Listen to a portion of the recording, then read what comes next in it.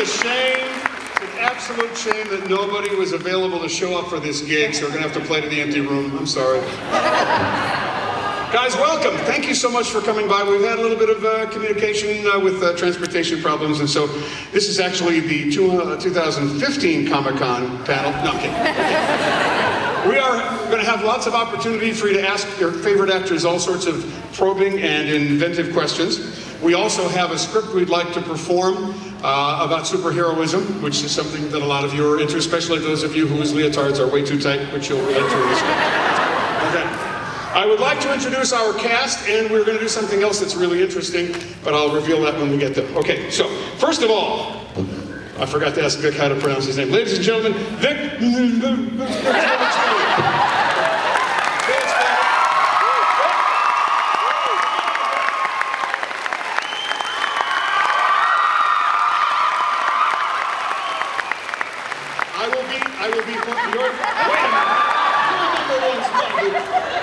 I will be exiled to the moons of Endor for not being able to pronounce your last name. Vic?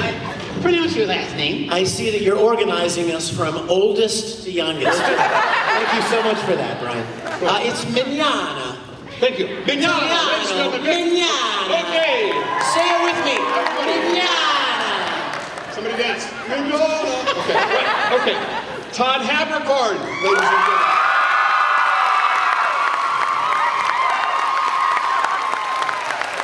Unless it's Todd Haberkorn. Okay, that's fine. Yes.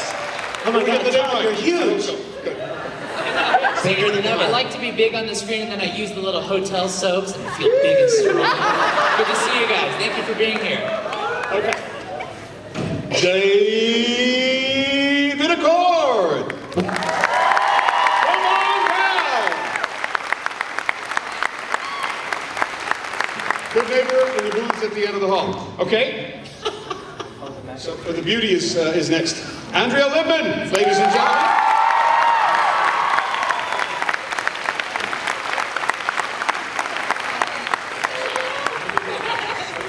And lastly, our invisible friend Carl, who we always threw down the stairs in my house. Ladies and gentlemen, at the end, Carl.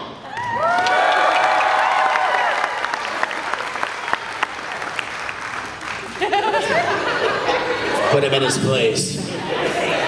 Okay, we are here to talk about a lot of fascinating things. We're going to find out more about these people's career. What I want to do first is give them an opportunity to stretch their legs and play some characters. We do have one other thing we need to do, and that is, when we cast this, we expected there to be one more person. Okay? And here he is, ladies and gentlemen, Matthew Wood.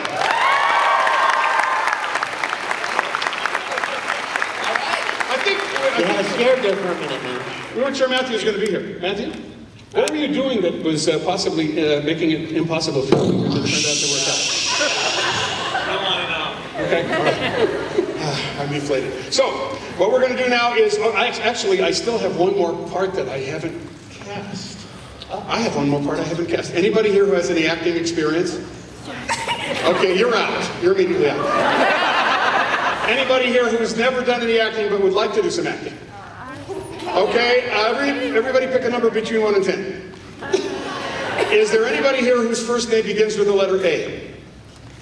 I see a hand right up here in the middle of the aisle. I have no idea who this person is. Right there, the lady in the red. Yeah, what? Okay, come on down.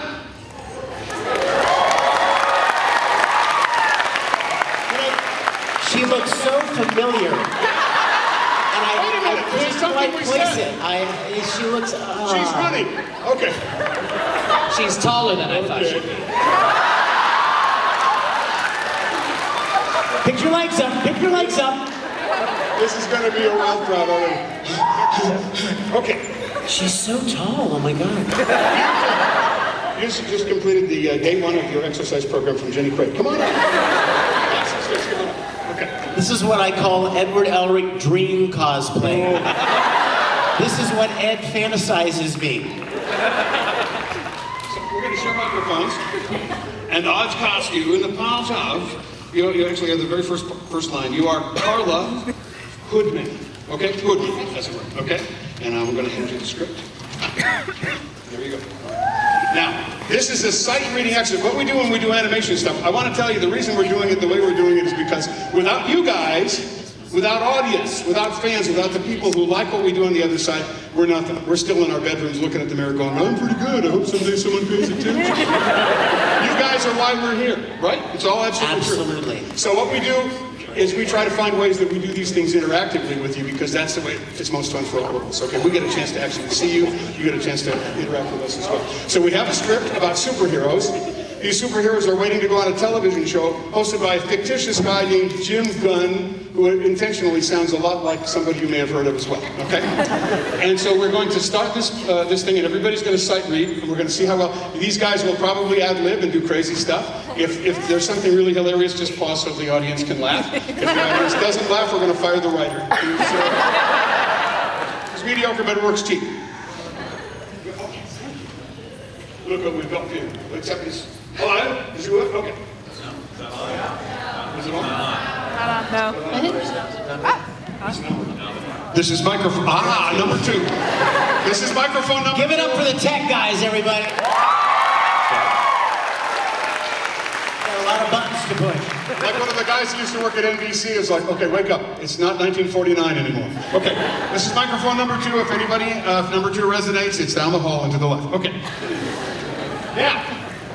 I am the director, but I'm also going to be the announcer, and I might, at some point, try to see what would happen if Jim Gunn was off stage. So we are going to begin. Get this out of the way so we can do the important fan stuff, but here we go. So this is called Superheroes in the Green Room, starting with page 1. It's a typical television green room, and late in the day, several costumed characters lounge on the 1980s shabby chic retro couches. Faded pictures of bygone superheroes look down on the dimly lit room. A dark figure in a no-ho hoodie shuffles into the room and welcomes the superheroes. Murmurs of conversation fill the room, and no one notices the hooded figure at the door. Murmurs, everyone?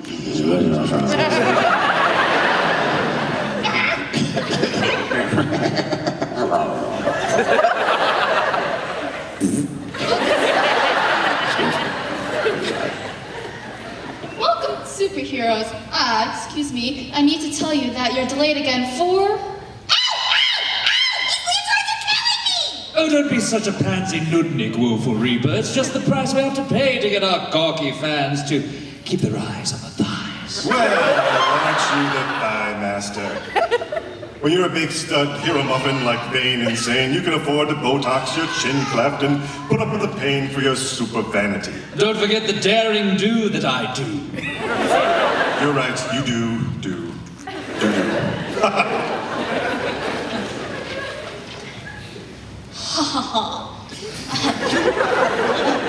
Oh my, those are tight tights. Okay, pardon me. Laugh it out, cheeky insult man, woman. I feel Reaper's pain. And it's all Jim Gunn's fault. Oh, yes, it is. Wowie, zowie, kapowie, it's Grim Nimblepants, the most angst-filled superhero in the cosmos. Or at least in the suburbs, anyway. Alright! So, can I please have a moment? Yeah, Jim Gunn had me stuffed like a cheesy sausage in a wet pastry shell. You're spot on, absolutely right on, right tight, my grim friend. Hokum jokum! What alliteration or verbal deepness or something like that. It was him, Jim Gunn, who set the fashion police on us, wasn't it? My super suit so super tight, I can't breathe sometimes. Easy for you to say. You two? Oh, why can't they just let us show up in denim jeans and a hoodie? Like him or her or whatever. Holy moly, my hero buddies I look up to! You've all got your images to protect. Me, I'm just hoping to get a part-time super slot in a Fantastic 3 or 5 or 7 or whatever it Nice is. manicure, sidekicker. Keep it up and you'll go far. As long as you don't run out of fingers. Well, as the hopeful sidekick counts on his or her fingers, our heroes verbally spar with each other. Hey, I gotcha. Punch. Hey, kick. Take your hands off me. Frequent flyer! My trousers. All right, that's enough. Okay, we get it. Shut up. Quiet. Well, again. The hooded figure appears once more, this time seemingly embarrassed by the intrusion. Excuse my seeming embarrassed intrusion, but Hey, look at this intruder. It's some kind of hoodie hotshot. I can't see a face, or even worse, I don't see any pecs or muscle depth or calves or anything. Yes, maybe it's not your best angle. Maybe turn a little bit to the left, maybe to the right. Let's see. Oh, those angles don't work either. I'm out of angles. And I'm cageling. Hinky cheekies, me too! I did it twice already! Yes, my super fans and friends and other fans. Not haughty, tube, or even cell phone worthy, and I ought to know. Oh yeah, man, you starred in so many late night super selfie calls, haven't you? Jealous. Poser. Jealous. Poser. Jealous. Poser. Yes. Now that you mention it, my right profile is legendary in some tones, but then so is my left. So go stuff your buns, ego freak. Oh, well, our heroes have come to verbal blows and made a rather cheap stuffed buns analogy. It seems that only their fledgling sidekick can get the heroes and the story back on track. Wowie, shucky darn, hero friends. Let's keep the story on track here. I've got to admit, the little sidekick Winnie is right. I'm sidekicker. Sidekick for hire. Hoodman. I'm Carla Hoodman. It's actually my name, and I was asked to tell you that due to technical difficulties on stage, you're all delayed. Oh, great. What is it now? Another alien invasion? Or an asteroid hurling toward Cancun? Oh, hell, I love Cancun. I hate those damn asteroids. And speaking of that, now my super tight super spandexes are charging me alimony my buns can't pay! So, what did she just say? I think he or she's getting hemorrhoids. Well, embarrassment. I should have told the adults to put their washed hands over their kids' ears so they wouldn't hear any mention of the word hemorrhoids. Sorry. So with minimal direction, Woeful Reaper continues. Hey, honey hottie! Yeah, you! I'll trade you my leotards for your denims. Sorry, I don't wear super tight fashions, and I'm no superhero, just a lowly granola free spirit production assistant with a love of milk chocolate and a semi-regular job to do. Super duper, mighty cool! And you're semi-normal, huh? That's just too weird. So how'd you get this gig? Working with us? My dad always fantasized about being a superhero. As a kid, he ran around with a big S on his t-shirt. Not the Hooperdink! So the S was for super? Nope, Steve. His name was Steve. And when I was 10, he was lost, tragically, in a kryptonite mine cave-in. It was way before GPS. Too bad I wasn't around. I could have saved him in time for a vain, insane personal appearance on Good Morning Cancun. Right, oh, pretty one. As if you ever saved anybody or ever got up in the morning in time for a good morning or anything, anywhere, anytime. It's not as if any one of us have done any real superhero stuff in years. You know, you think, well, I'll have you know that I'll be saving a faded rap star's career when I get up tomorrow by appearing in a Me Too video. Wowsy, funky spunky. Do they need any sidekick extras? Yeah, maybe. You know, my dramatic powers are still honed to the max. Max is my trainer. And I just got some stylish new leotards that the fashion police sent over. Psst. Hey, Hoodman, come here. I'll give you 100 in Bitcoin to loan me your hoodie. Look, everyone, I can play a heavy. I'm pretty versatile in spandex too, you know. Don't be cheeky. Yeah, leave that up to Reaper and his super thigh, tighty tight Pradatards. Okay, super guys, the tech problems have been all cleared up, and you're all on in about 60 seconds. All right, everybody. Well, as the heroes primp for the camera one last long-looking time, we hear the fabulous show announcer, played by me, introing the show to ravenous applause, supplied by all of you.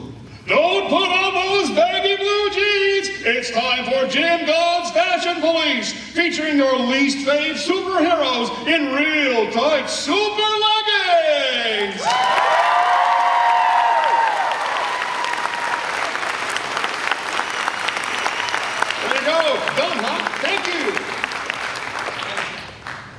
and gentlemen, one separate group of applause for one of you.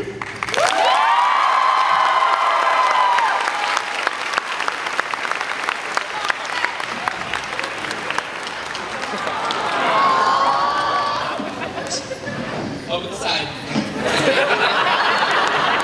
What's next? Getting up is Massage? Oh, come on, hug the little pipsqueak. She's not short! She's tiny. Yeah, she's just fun-sized. All right, you guys.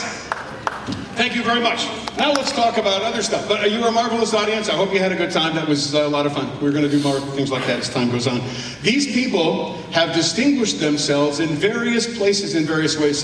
So I've read their IMDb pages. I've looked at some of the things that they've done. I've tried to do my homework. Most of all, homework is boring. Actors are fun. So what we're going to do is, I can go back, I can read you the IMDb stuff, and you'll go, oh God, there's been more stuff. So I'm going to let these people do their 30-second, with ad-libs, maybe 60-second elevator speech to you, and talk a little bit about their background. Then we're going to ask them probing and intuitive questions. Or silly ones, either way, okay? Let's start right here with Vic, whose last name is hard to pronounce. Hello, everybody. Hi. My name is Vic Mignogna. We've already established that. I've been voice acting for probably 18 or 19 years now. Almost 300 different animated series and video games. I've been really privileged to get the chance to be a part of a lot of great shows. And also music composer, producer. And also I am the exec producer of a web series that we're actually screening an episode of in this room tomorrow that I hope all of you will come back for, because Todd's in it. It's a web series called Star Trek Continues. And it continues the original series of the Enterprise, the original series from the 60s, and I get to fulfill my childhood dream of playing Captain Kirk. So I hope you'll join us tomorrow, and definitely come down to the tables and say hi to everybody after this panel, all right? Thanks for being here. Okay, so Vic stole some of your thunder. No, I'm kidding. Todd, this is Todd Haberkorn. Hi guys, my name is Todd Haberkorn, and I've had the pleasure of being a part of some great shows like Fairy Tale and the Call of Duty series and Sophia the First and a lot of fun shows like that. And I was singing Elf there. And I think my biggest accomplishment to date is I took my mom to a convention one time just so she could see what it was like, because we're first generation. I'm first generation immigrant, so when she came over, if I got a head nod and a good from her, that's all I wanted for my entire career. So I got her to go, I showed her everything, she saw this, and she saw the lines and the people dressed up, and then later that night I go, so what'd you think? And she goes, good son. So it was all worth it. So thank you for being here.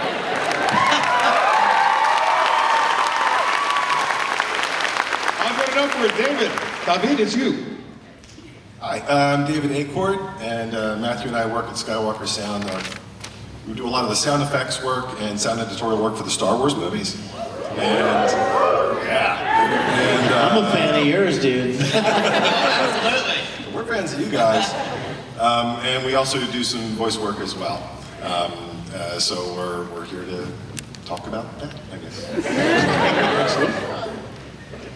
Hi. Andrea Libman. Yes. My name's Andrea Libman, and I've been a voice actor for a super long time, probably 25 years. And I started out doing shows like Madeline and Dragon Tales. And these days, I do a show called My Little Pony. I play Pinkie Pie and Fluttershy, and Strawberry Shortcake, and Pac-Man, The Ghostly Adventures. And I'm really happy to be here. It's my first time in Denver, so thanks for having me.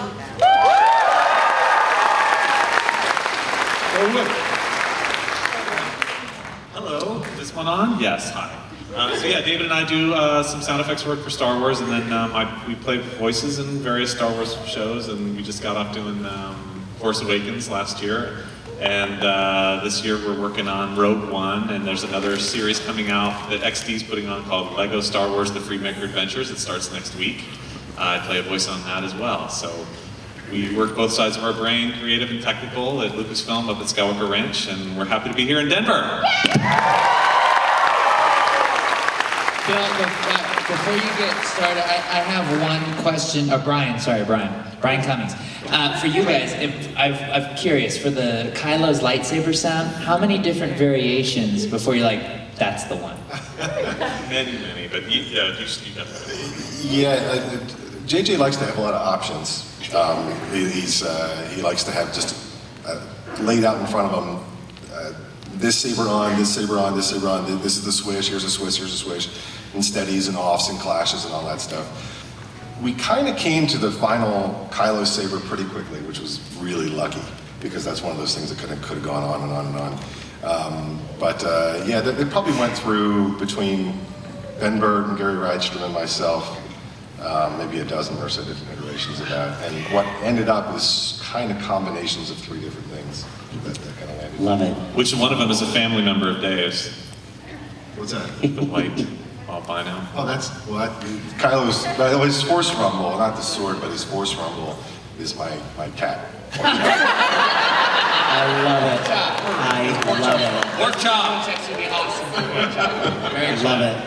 If you guys haven't seen Force Awakens, I don't want to spoil it, but Captain Kirk shows up in Act 3 and it's amazing. It's the only spoiler I'm going to give you. The best part of the film. It's the best part. Yeah. Such a good movie. It was so good. So good. Oh, sound. Yeah. Awesome. Oh, no, this is awesome. This is what we came for. This is a slight, okay, this is an old guy story. Years ago, I did an airline show, and I had a guy named Roddenberry as a guest on my show.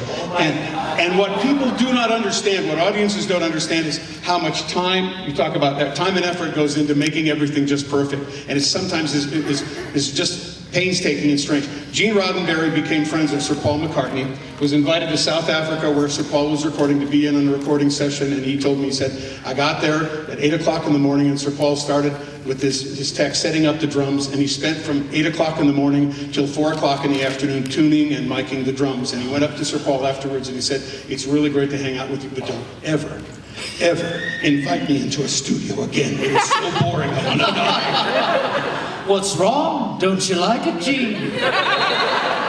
So these guys do there's an amazing amount of work that's involved in what everybody does that looks very simple and easy when it's done on the other side. When these guys work with the script, just looking at sight reading it, the actual process takes a whole lot longer and takes a lot of inspiration with everyone. So what we're going to do, we have some questions. I have some questions I'd like to ask, but I know you have some questions that you'd like to ask. If it's okay with you guys, we'll kind of bounce back and forth, and I'll ask 1 or 2 here and there, but we'd like to open up the time to you. I'll ask 1 question, and then we'll start raising hands, and people will find you with a microphone.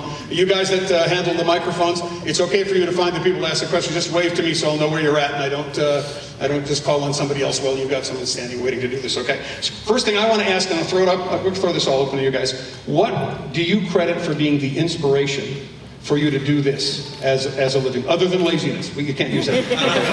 Okay. You can start. Anybody cut in here? Getting to wear pajamas to work if you want. That's it? Nobody was inspired. Okay. That covers all of us. Your parents Beat that panel. What about you, Mignogna? You know, I'd been acting since I was very young. In fact, ironically, it was Star Trek. Watching Star Trek when I was a little boy that made me want to go and audition for school plays. There you go. And so I started acting, and one day somebody came to me in Houston, Texas and said, you've got a lot of acting experience, don't you? And I said, yeah. And they said, you should go and audition. There's this place in town, and they buy these Japanese animated shows, and they dub them into English, and they're looking for actors. And you know what? I have to tell you, I didn't say, well, how much does it pay? Or, or how big is it? Or how many people watch it? To me, it was a chance to act. It was just a chance to do something I love to do. And so I went and did it, and never even really had any idea what would ever come of it, Did they sell it? Do they put it online? What do they do? But it was quite by accident. And I'm always very careful to give God credit for what happened in my life, because I didn't plan it. You know what I mean? I didn't go out and beat the pavement and knock on doors and send out demo tapes and all of those things that a lot of people do. I just was fortunate enough to be in a particular place at a particular time, and a door opened, and I kind of haphazardly stepped through, and my life changed. So I'm very, very grateful. Very, very grateful. Excellent. But pajamas are cool. And I get to wear pajamas. You have to go from pajamas to God. It's like, yeah, who's going to follow that one? Go ahead, gentlemen. Go, Dave. Talk about pork chop. Bring up let's see. For me, it was kind of the same thing. I've been acting since I was a little kid, and I think it's interesting when you see kids doing what they're interested in their hobbies tends to really lead down that path of kind of what they're going to do in some form or fashion. And so for me, when all my friends were going on dates and stuff, I was in my room alone doing voices. And so I would do the entire Indiana Jones trilogy, every character. I would play every character in the Star Wars movies. I would play, and then years later to be in a Star Wars video game, and then. Is this an audition? No. If it is, let me know when it starts.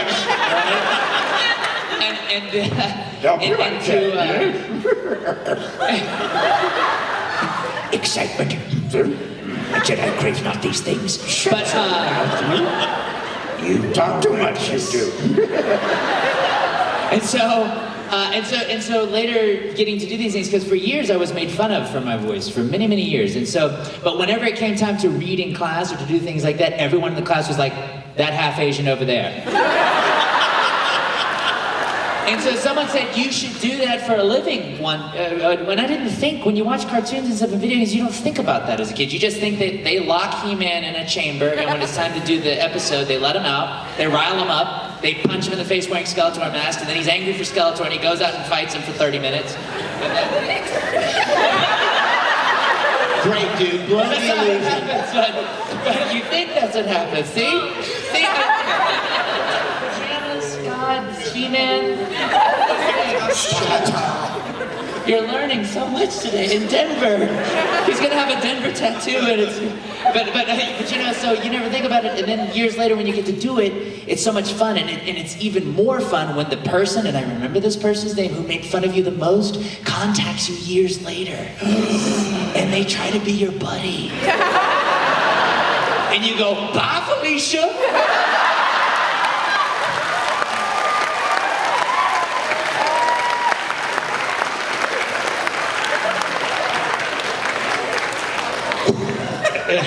Anyone else who was a dreamer as a kid wants to talk about it? Doesn't want to talk about it. I think we've covered all the bases there. That's Actually, a funny thing, one of the weird things is He-Man was actually the most non-violent cartoon of its time because they didn't want to have violence. So they would always gear up and get the fist ready, and then like a thunderstorm would come and blow Skeletor away.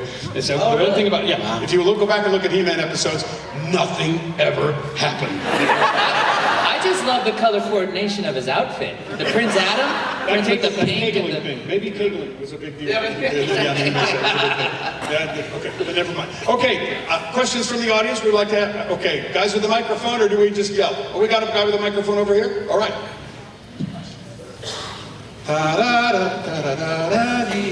Hello. Hello. First off, I'd just like to say that I was a big fan of Full Metal Alchemist. Oh, thank you. I love you. So I appreciate your work, Mr. Lasagna. He's a huge fan. Close enough. I'll answer to anything. Oh, thank you. My question to the panel is, what would your advice be for breaking into voice acting? You know, there's a great website made by D. Bradley Baker, who's a fantastic voice actor that I'm sure we've all worked with in some capacity. He does great character work. He's in pretty much every show you've ever dreamed of, and we've used him on Star Wars a lot. We get this question a lot, and so he kind of pulled all of us and took his knowledge and made a website called, get ready to write this down, I want to be a voice actor.com. Yeah, and it's everything. It's talking about putting together your reel, how to get representation, what to expect when you go to an audition, how to vocally prep for things. Very real world advice that's, I think, really good. And I would definitely check that out. Okay, before we go too far, this is like, ladies and gentlemen, this is a gratuitous plug. If you go on the Brian Cummings Class Act website, we're going to do a 2-day voiceover seminar here in July, and we'll have an 8-week workshop in the fall. as well, if anybody in Denver was interested in voiceover. But also, I think it's fair to say that most voice actors, at least the ones that I know, and maybe you guys as well, have a lot of experience in acting. Yes. There are a lot of people that can make funny voices, they can imitate characters they love, but it's really more about acting a role, playing a role, and that's acting at its core. It's just you may be using your voice as opposed to some of the other tools that you would use on stage or on camera. So if you're interested in voice acting, pursue opportunities to develop your skills as an actor, whether it's school, community theater, church plays, whatever. Anything that you can develop those skills is a good thing. Even this is weird, but it actually works. If you're driving along, listen to AM radio, and when the commercials come on and the guy's talking to you, react to what he says in the little breaths that he takes. Actually interplay with the other voice, because it's all about communication. That kind of thing. The subtext is what's important. So find ways to engage yourself in the conversation and be part of the conversation, and you'll start to get acting chops and timing chops and other things. It's a way to start. Okay. Anything else to ask? All right. Question number 2. You got one or I'll go? Okay. I think I see something. Okay. Over there. Excellent. Kind of mix it up. Hello. I was wondering what kind of vocal warm-ups you would use, or any resources to find said warm-ups? You set your playlist in the car to Elton John, Journey. Okay, I'm not the only one. 1910 Fruit Gum Company. Sure. Yummy, yummy, yummy, yummy. Oh my God. You know, anything. I just mumble slowly to myself, Todd Haberkorn, Todd Haberkorn. There are things they're like the good blood, bad bloods. Tongue twisters are good, right? Breathing exercises are good. Yeah, so there's a lot of things. And you know what? This is a weird thing to say, but probably you guys would agree. It also depends on the character you're about to go play. Sure, yeah. If you're about to play a character that you need to have a little more of a thick, heavy, raspy kind of a tone, you may not want to warm your voice up. You know what I mean? Because for me, you may want to get sick. Like, you may want to go up to someone exactly. and just cough in my face. Go up to the CDC and go, is level 4 the most infectious diseases? I want to breathe a little bit of And smoking. Smoking, you got to smoke. Yeah, and Scotch. Marlboros, Virginia Slims. My grandma was a big fan of those. I'm done. Anybody else? Another? Oh, we have questions all over the place. Guys with the microphone, find somebody right over here on this side. Mix it up. This side. We've done several right here. Let's do something You go over there. We go. Okay. Oh, up on the top. Good. We'll be back. Luigi. I'm gonna weed. I like you. My question is, it's for you, Mr. Todd. How old were you when you did your first audition? Like for voice acting? When I did my first audition? Yeah, for voice acting. For anything? Yeah, particularly for your voice acting. For voice acting? Yeah. By the time I got into voice acting, I had already, I was a master of rejection. So when it was time to do a voiceover audition, I was like, bring it on. I can't tell you how many ladies just turned me down in the lobby for a date. I was, for my first VO thing, I remember what it was right out of college. I auditioned for a computer company to do a radio spot. And they're like, and I didn't know what I was, so I had done all this acting on stage and film and TV and all that fun stuff, but not voiceover. And it's very interesting because a lot of times people think it translates, one translates to the other to the other. You see a lot of movie actors that don't do well on stage, vice versa, and for VO. I've hired people to come in that I thought were brilliant on stage, and when I got them in the booth, they're not good. And so when I did this thing for this computer company, they liked it, and they wanted me to do it in this like Apu Indian accent. And they're like, great, produce it, and blah, blah, blah, blah, have it to me by next week. I was like, great, awesome, hang up the phone. What do I do? I didn't know what to do, but we got it handled, we got it done. I hope they liked it. I never heard from them again, but they liked it. So that was my very first thing. And then from there, it was, it was just going into studios and not leaving until they put me in something and kind of staying as long as you can. Just not getting out, like disguises, learning security guards' patterns so that you're on the other side, stuff like that. You're Luigi, you'll get there. Any other tips, guys? Another thing, a lot of you can learn from what other people do. Like every kid who ever played guitar learned Stairway to Heaven. So one thing you can do with a line, explore the different ways you can say the line. Take a line and do it soft. Do it like you're whispering to someone romantically. Do it. It's wonderful subtext. My voice coach, Dallas Butler, used to have us do a thing where it's a couple's on a honeymoon and the wife and the husband are joking, and the husband says something and the wife turns to her husband and she says, with all the romance in her heart, she says, "I hate you." So subtext is more important than text. So find different ways that you can say different things, and you'll begin to have some facility with the emotion that's tied to it. Then there are also tons of exercises. We don't have to go in here, but there's a lot of stuff you can do. But most importantly, when you're on a honeymoon, lots of joking. Lots of joking. Well, mostly because of the main part of the honeymoon that probably might be a joke in the first place. Sorry.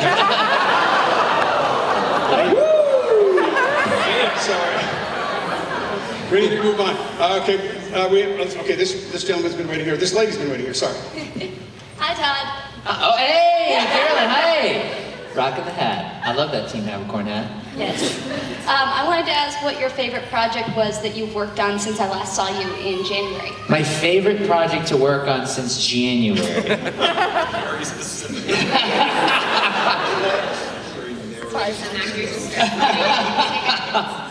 Can I go into December? No, the thing about it is that my favorite project is, you know what, actually, working on the, I was chosen, you know who Ed and Lorraine Warren are? They're the ghost hunters that did the Amityville horror case. Well, Ed has passed, but Lorraine is still around, and she needed a narrator for her books that The Conjuring and The Conjuring 2 are based on. And so getting to be the narrator for those books and having freaky things happen around me while that's going on has been pretty groovy. Those books are actually out now and available to scare you, and if you're having a problem, bladder control issues, these books won't help. But go out, go forth, and it's good to see you. Thank you for letting me come into your home here, your home state. Cool. May the force be with you. Yeah, we have been given the 5-minute celebrity voiceover chef warning that we are about to finish. I have a question. Yeah. Can I ask a question? Okay, so for strawberry shortcake, what is it like to be able to look at that and go like, oh my gosh, I know exactly who that is? Like, do you have a lot of moments where you work on something and you're like, oh my god, I was a fan of that thing? Yeah, so absolutely. Yeah, what are some of the things? Well, it's a lot of pressure for the audition. So you can't help but be like, you know, this is something I really, really want to do. And then once you're in it, it's the best ever. Yeah, look, what's an example of the earliest time you remember where you're like, oh my gosh, I'm a huge fan of this, I hope I get it? Probably Care Bears. What's your favorite Care Bear power? The countdown, of course, but they never did that in the remake. No. I know. I like the Care And then Bear. you remember, and I was I was so annoyed on that show because I'd be like, actually, in the original, like, this does not agree with what It's okay, Andrea, just relax and do your voice. Were there any rejected Care Bears like hummus power? Like he's got like a little chickpea in his chest or something? Yeah, sure. Trying to really get to that part of the It's tough to be a Care Bear. Well, that's very cool. Very cool. Okay, awesome. We will actually, we won't be doing Strawberry Short. We'll be doing, we'll be tomorrow doing, let's see, we're going to be doing, hold on, sorry, My Little Pony we'll be doing tomorrow in this theater as well. So we'll do more of that stuff then. Are you guys going to be on that panel too? Hey, Rob is sitting right here. Can I ask you one final question for everybody on the board to answer, and then we'll turn everybody loose. The hardest character you've ever been asked to play. The most difficult part you've ever. Sidekicker.